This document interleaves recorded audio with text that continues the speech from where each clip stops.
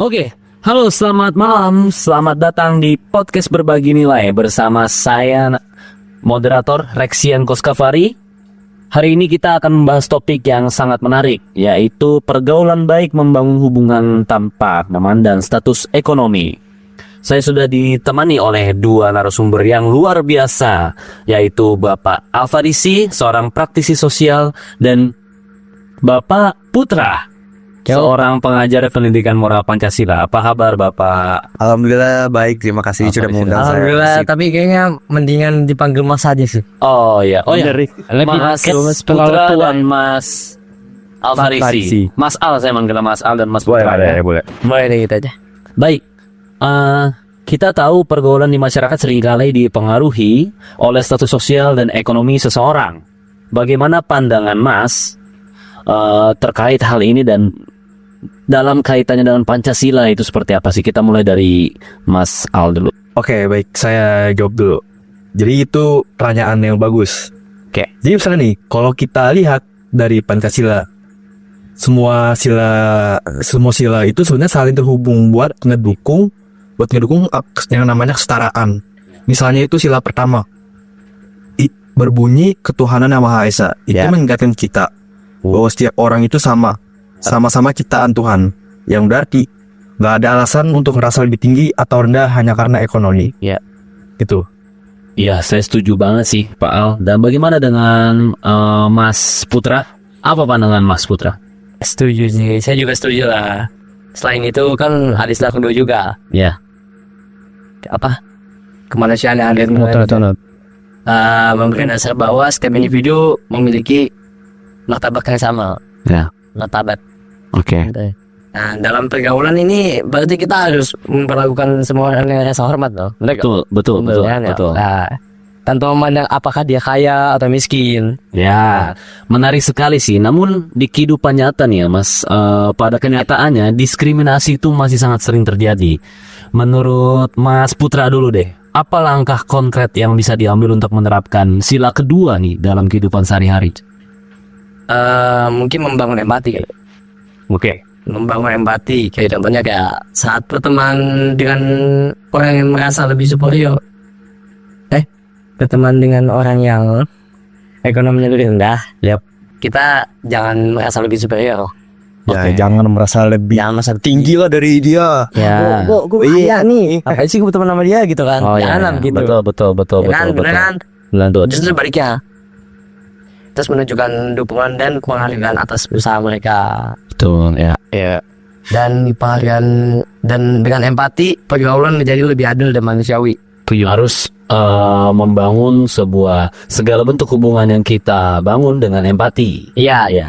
Benar sih, Mas. Bagaimana dengan Mas Al? Apa tanggapan Mas terkait langkah konkret ini? Sebenarnya kalau dibilang setuju ya saya setuju.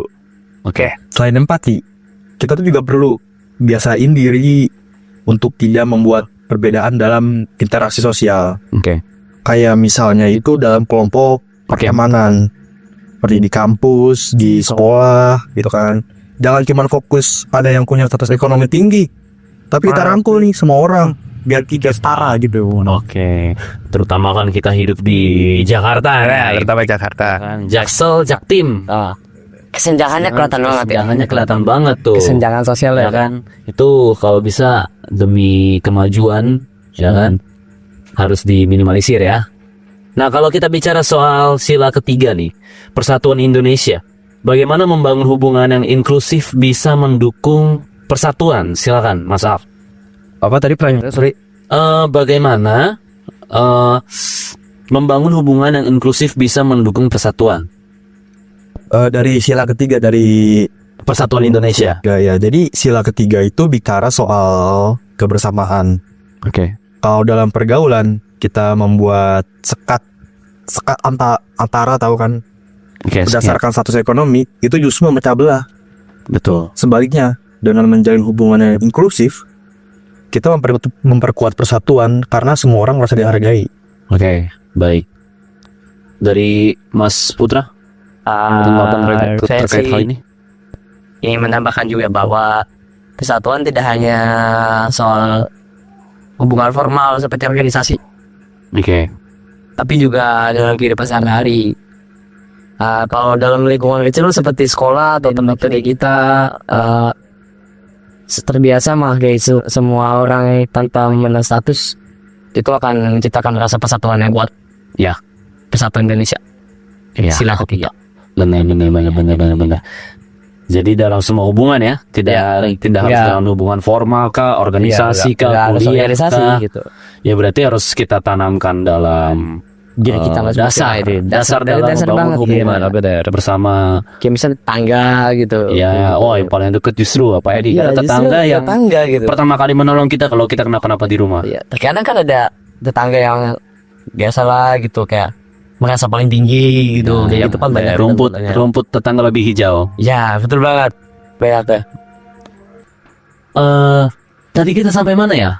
Ambil rumput tetangga hijau. Oh ya, sampai rumput tetangga lebih hijau. Ya, itu kan yang terjadi di sekitaran kita ya, yaitu tetangga. Tapi sebelum sampai kepada topik itu, saya ingin bertanya bagaimana dengan sila keempat dan kelima, yaitu kerakyatan yang dipimpin oleh hikmah kebijaksanaan dan keadilan sosial bagi seluruh rakyat Indonesia.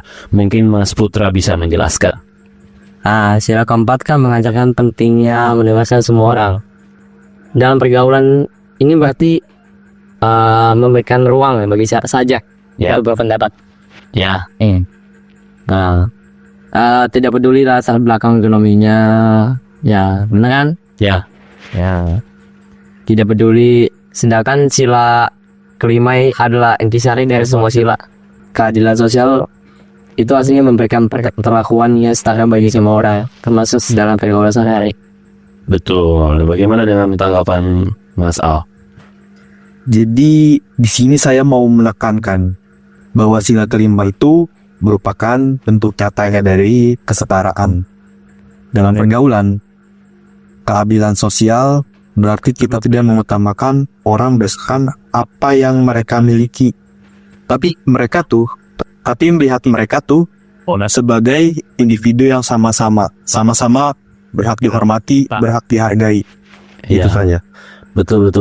Soalnya kan ya, kalau kita lihat dengan kacamata kehidupan sehari-hari gitu ya, kayak misalnya yang tadi saya bilang, kesenjangan sosial dari anak muda nih sekarang, Jaksel dan Jaktim, ya itu ya kan kelihatan jelas kan, kayak terus kesenjangan sosial yang ada di kampus misalnya, yang ada di sekolah, yang ada di kehidupan bertetangga, atau mungkin yang terjadi di dalam lingkup keluarga kita sendiri. Iya, betul, banyak tau. Betul, ya kan. Jadi semuanya ini tuh bisa, kalau kita warga negara Indonesia, ya kita harus, yang saya tangkap ya, dalam hubungan sosial itu sangat erat dengan kelima sila negara kita nih, Republik Indonesia gitu. Ini kan topiknya tuh kan bangun hubungan tanpa memandang strata ekonomi, status ekonomi. Sebenarnya kalau misalnya kita lihat di Indonesia, itu masih miris banget sih. Miris banget. Dari contoh nyata kayak misalkan tuh di sekolah, gue tuh pernah ngalamin sekolah. Waktu di sekolah gue tuh kan di Jaksel ya, gue emang anak Jaksel nih. Jaksel lah. Jadi Jaksel itu istilah angkatan tuh kayak misalkan kita kelas ini angkatan segini, gue kan angkatan 24 nih. Angkatan 24 itu di angkatan 24 harusnya kan kita kan satu angkatan itu harus kompak semua kan ya. Biar gimana sekolah kita dijadiin yang paling bagus itu kan.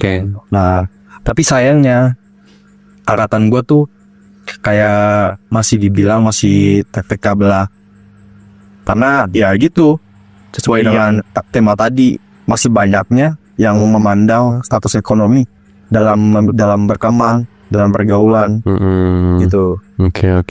Kalau misalkan dari pengalaman nyata gue ya, kalau dari pengalaman yang pernah lu lakuin apa? Kalau dari saya sendiri ya, hubungan antar sosial gitu ya, ada di temen pernah melalui kesenjangan sosial di hubungan dalam tongkrongan Jelas ya, pernah gitu, kayak hampir sama sih sama kayak Mas Al ya, yang seharusnya tongkrongan itu jadi solidaritas, Ya benar. jadi bersatu dalam membuat segala kegiatan, dalam pokoknya dalam kegiatan yang bermain kah, atau yang kegiatan yang memang ada birokrasinya kah di dalamnya gitu. Jadi apa ya, jadi pecah karena pecah iya, belah gitu. karena oknum-oknum yang menormalisasikan kesenjangan sosial gitu loh. Gitu, jadi kayak ya Bener.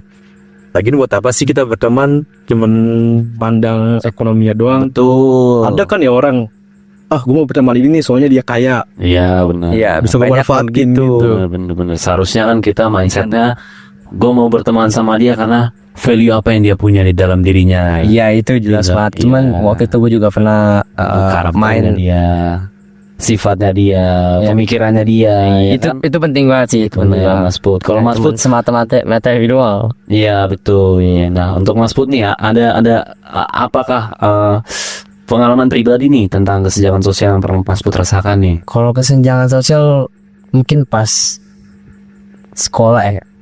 Bukan Oke. sekolah sih dulu, itu pas lagi main gitu, main kemana ke tempat kayak misalnya coffee shop gitu ya. Oke. Iya, gue bilang. Di situ gua kan gak ada duit gitu. Kira beberapa bocah yang gak ada duit ya.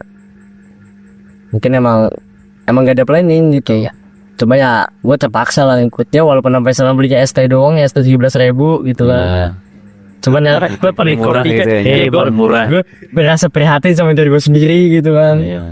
Ya, Cuma maksud gue kalau pengen ngajak lingkup kelas gitu pengen ya, semua orang ikut, Iya, kita harus cari tempat iya, yang setara ya. Betul. Setara enggak yang dimana semua orang coffee sih shop bisa gitu yang mahal-mahal. Kan nggak semua orang punya duit juga kan. Mungkin Betul. ada apa namanya tujuan buat nabung atau gimana gitu. Betul. Jadi dia mah lebih bisa menghargai aja gitu. Betul. Tapi dari status ekonomi itu bisa menimbulkan suatu dampak yang paling parah. Seperti contohnya itu pembulian. Iya benar. Benar banget. Kan kasus-kasus tuh orang kaya ngebully Betul. orang miskin gitu lah. Itu lagi marah-marah betul. gitu Iya, di Ada sosial peribahasa media. bilang kalau orang miskin membela diri disebut penjahat. Tapi ketika orang kaya membela diri itu disebut bisnis. bener. Itu tuh. Nih untuk anak-anak kolong nih, kalian ya. Ya ini banyak banget nih kasus-kasus kalian nih yang berdiri di ketek bapak nih. Terus kalian membuli, kalian menindas. Kalian ini nggak lebih dari seorang pecundang ya. Biasanya tuh kayak anak-anak rektor ke Permanda. Bikin pangannya apa ngomong kayak keluarga lah. Kemarin ada kasus Iya. ini dia selebgram dan dia sempat kenal sama gue. Dia kalau lu tau, Gue kurang tahu sih. dia dapat kasus dia di abuse sama cowoknya, dipukulin, pokoknya di ituin deh. Lagi hot juga sih, hot topic juga nih kasus. Terus dengan bangganya cowoknya bilang, aduin aja, kan bapak gue mayor. Dia membela diri dengan pakat orang tuanya itu. Iya, mantap ya. Kecuali Aku bangga denganmu. Wahai. Aku bangga denganmu. Bangga banget dah lu. Saking bangganya pengen gue kayak buangnya dari liar gitu. Gitu ya kan. Kayak selama kita masih berdiri di atas, ya pokoknya intinya selama kita ya anak muda lah gitu ya. Mau yang strata sosialnya seperti apa itu tidak, selama kita belum menghasilkan sendiri dan kita masih dididik untuk pada saat nanti gitu ya, kita sudah bekerja apa segala macam, yang bisa kita lakukan dan yang bisa menjadi bekal kita untuk dimanapun kita berjalan adalah Pancasila. Pancasila Banyak dibawa kita. kemana-mana. Ya benar. Betul. Karena itu dasar negara kita. Betul. Untuk ya menaikkan value kita sebagai orang negara Indonesia gitu ya. Benar. Oke. Terima kasih Pak Mas Put dan Mas Al Ya. dan atas diskusi yang luar biasa hari ini. Semoga ini bisa menginspirasi kita semua untuk menciptakan hubungan yang lebih baik dan harmonis. Baik. Sampai jumpa di episode berikutnya di podcast Berbagi Nilai. Oke, salam. Salam. Terima kasih. Terima kasih. Terima kasih, Mas. Bye bye. Bye bye.